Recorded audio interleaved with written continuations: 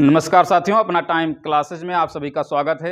आज आप सभी को भारतीय संविधान से संबंधित अनुसूचियों के बारे में चर्चा करेंगे और आज की क्लास की शुरुआत इस मोटिवेशनल लाइन से करना चाहेंगे कि बुझी समा फिर से जल सकती है, कश्ती तूफान के सफर से गुजर सकती है, हिम्मत ना हार, मायूस ना हो, इरादे ना बदल, किस्मत तेरी किसी भी वक्त बदल सकती है। आइए आज आप सभी को जो है संविधान के बारे में चर्चा करते हैं। ध्यान रहे, मूल संविधान में जो है 395 आर्टिकल अनुच्छेद थे और जो है 8 अनुसूचियां थी, 8 अनुसूचियां थी और 22 भाग थे, 22 भाग थे। नोट करना, मूल संविधान में 395 अनुच्छेद, 8 अनुसूची और 22 भाग थे। वर्तमान में 470 आर्टिकल हैं और 12 अनुसूची है और 25 भाग हैं, लगभग 25 भाग हैं। ठीक है ना। और आपको पढ़ना है अनुसूचियों के बारे में, अनुसूचियों के बारे में आपको पढ़ाया जाएगा। आइए देखते हैं। पहली अनुसूची, क्योंकि मूल संविधान में 8 अनुसूची थी, वर्तमान में 12 अनुसूची है, तो प्रथम अनुसूची जो पहली अनुसूची है इसमें क्या है इसके बारे में जान लेते हैं। इसमें भारत के 28 राज्य और 8 केंद्र शासित प्रदेश के बारे में जिक्र किया गया है। 28 राज्य व 8 केंद्र शासित प्रदेश के बारे में उल्लेख है। ठीक है ना। और दूसरी अनुसूची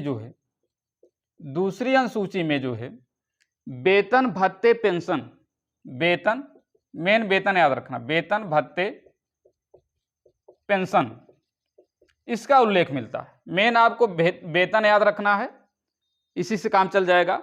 और किसके वेतन और भत्ते और पेंशन के बारे में जिक्र किया गया है, नोट करना। भारत के प्रमुख जो पदाधिकारी हैं, पदाधिकारियों में जैसे आपका राष्ट्रपति हो गया और राज्यपाल हो गया, लोकसभा अध्यक्ष हो गया, उपाध्यक्ष हो गया, राज्यसभा अध्यक्ष उपाध्यक्ष हो गया, और विधान परिषद के सभापति उपसभापति हो गए, राज्यसभा के सभापति और उपसभापति हो गए, और भारतीय उच्च न्यायालय उच्चतम न्यायालय के न्यायाधीशों के वेतन भत्ते के बारे में जिक्र किया गया है, और CAG नियंत्रक एवं महालेखा परीक्षक के वेतन भत्ते एवं पेंशन के बारे में जिक्र किया गया है। और नोट करना, तीसरी अनुसूची में क्या है? तीसरी अनुसूची में शपथ का प्रावधान है। किसका प्रावधान है? शपथ का प्रावधान है। नोट करना। और किसके शपथ का प्रावधान किया गया है? ये जो है संसद के सदस्यों का शपथ का प्रावधान है, संघ के मंत्रियों का प्रावधान है, और जो है न्यायाधीश, उच्चतम न्यायालय के न्यायाधीश, उच्च न्यायालय के न्यायाधीश और आपके विधान मंडल के सदस्यों का शपथ का प्रावधान है, और आपके जो है CAG नियंत्रक एवं महालेखा परीक्षक के शपथ का प्रावधान तीसरी अनुसूची में दिया गया है। ठीक है ना। उसके बाद आती है चौथी अनुसूची। ध्यान देना, चौथी अनुसूची क्या है? चौथी अनुसूची में राज्यसभा सीटों का आवंटन है। राज्यसभा सीटों का आवंटन है। नोट करना, राज्यसभा सीटों का आवंटन है, और इसके तहत जो है 245 सीटों में से 233 सीट राज्यों को आवंटित की गई है। किसको की गई है? राज्यों को आवंटित की गई है। और ये भी नोट करना कि यह जो आवंटित की गई है जनसंख्या के आधार पर इसको आवंटित किया गया है, अर्थात जो है वर्ष का आधार जो माना है वो जो है 1971, जनसंख्या का 1971 वर्ष को आधार माना गया है। इसके तहत राज्यसभा सीटों का आवंटन किया गया है। अच्छा, ये बताओ सबसे ज्यादा राज्यसभा सीट कहाँ है? तो नोट करना, सबसे ज्यादा राज्यसभा सीट 31 ये उत्तर प्रदेश में है। 31 राज्यसभा सीट उत्तर प्रदेश में है, क्योंकि उत्तर प्रदेश की जनसंख्या सबसे ज्यादा है। आइए और आगे चर्चा करते हैं। नोट करना, पांचवी अनुसूची। पांचवी अनुसूची में क्या है इसको नोट करना। पांचवी अनुसूची में नोट करना, अनुसूचित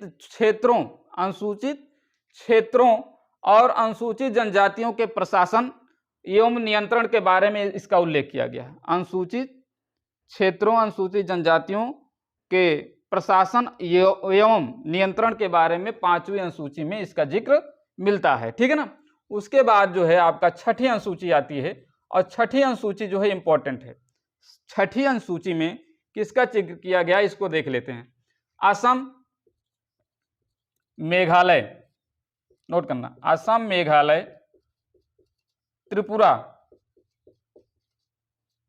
और मिजोरम। नोट करना, इंपॉर्टेंट है। छठी अनुसूची में असम, मेघालय, त्रिपुरा और मिजोरम के जनजातीय क्षेत्रों के प्रशासन के बारे में इसका उल्लेख मिलता है। जनजातीय क्षेत्रों के प्रशासन के बारे में असम, मेघालय, त्रिपुरा, मिजोरम राज्यों में इसका उल्लेख मिलता है। इसी राज्यों के लिए किया गया, इसको याद रख लेना, बहुत इंपॉर्टेंट है। सातवीं अनुसूची, सातवीं अनुसूची में क्या है। सातवीं अनुसूची में जो है संघ एवं राज्य की शक्तियों का बंटवारा किया गया है। संघ एवं राज्यों के मध्य शक्तियों का बंटवारा है। राज्यों के मध्य शक्तियों का बंटवारा है। इसके अंतर्गत तीन सूचियां हैं। इसके अंतर्गत तीन सूचियां, संघ सूची है, राज्य सूची है और समवर्ती सूची है। नोट करना, संघ सूची है, राज्य सूची है, समवर्ती सूची है। और ध्यान देना, संघ सूची में 97 विषय थे। कितने विषय थे? 97 विषय थे। नोट करना, संघ सूची में 97 विषय थे। वर्तमान में अगर देखा जाए तो 100 विषय हैं। कितने विषय हैं? 100 विषय हैं। और इसके अंतर्गत कौन कौन से विषय, ध्यान देना, संघ सूची में जो है जो विषय हैं, इन पर जो विध बनाने का अधिकार है वो संघ को है। किसको है? संघ को है। इन पर विध बनाने का जो अधिकार है, नियम कानून बनाने का अधिकार जो है वो संघ को है।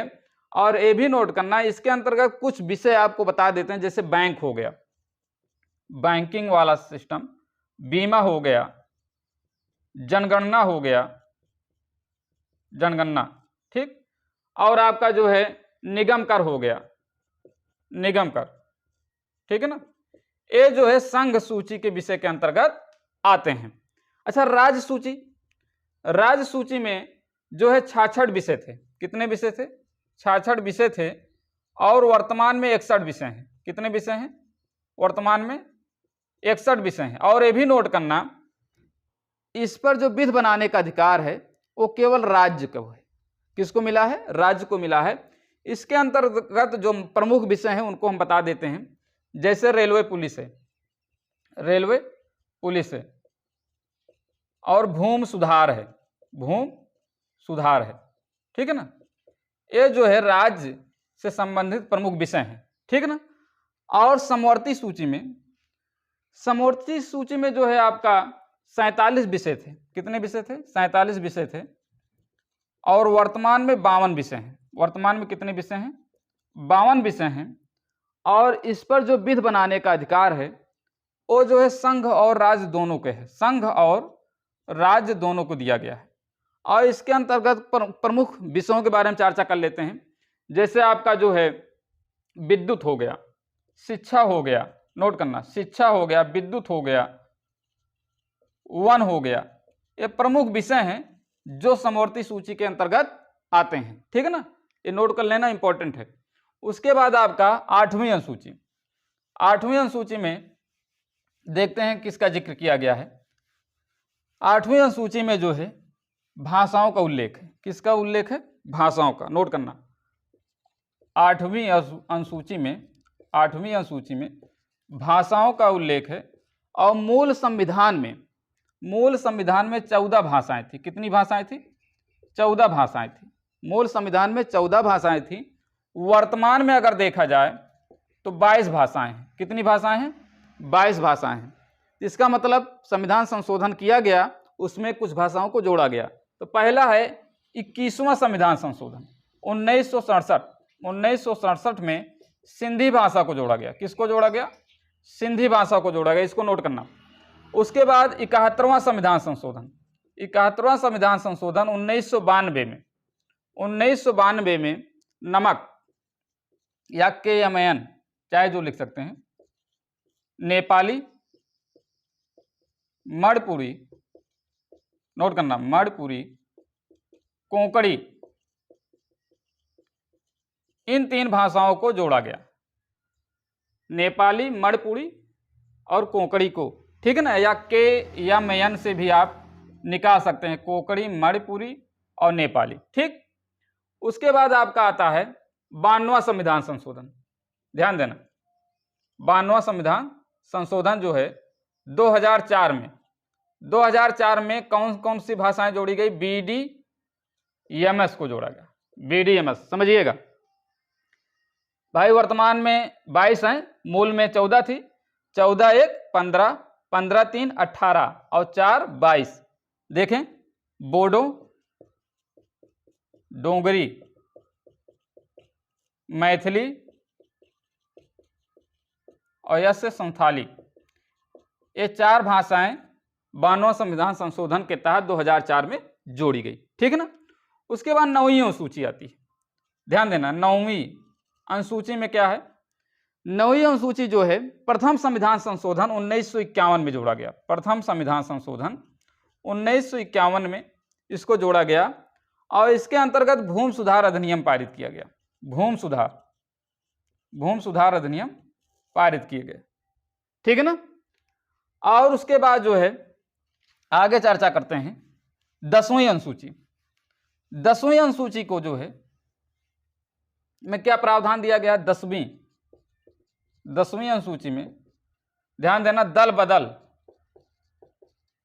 बदल से संबंधित प्रावधान है और यह जो है कब जोड़ा गया, 92वां संविधान संशोधन, 52 संविधान संशोधन 1985 में जोड़ा गया।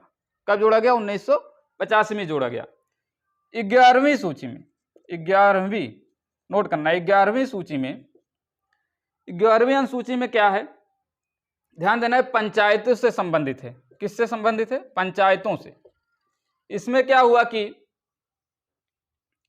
जो पंचायतों की जो शक्तियां हैं एवं अधिकार हैं उनको प्रदान किया गया। 11वीं अनुसूची में जो है पंचायतों की शक्तियों एवं उनके अधिकारों को प्रदान किया गया है और यह जो है 73वें संविधान संशोधन के तहत 1992 में जोड़ा गया।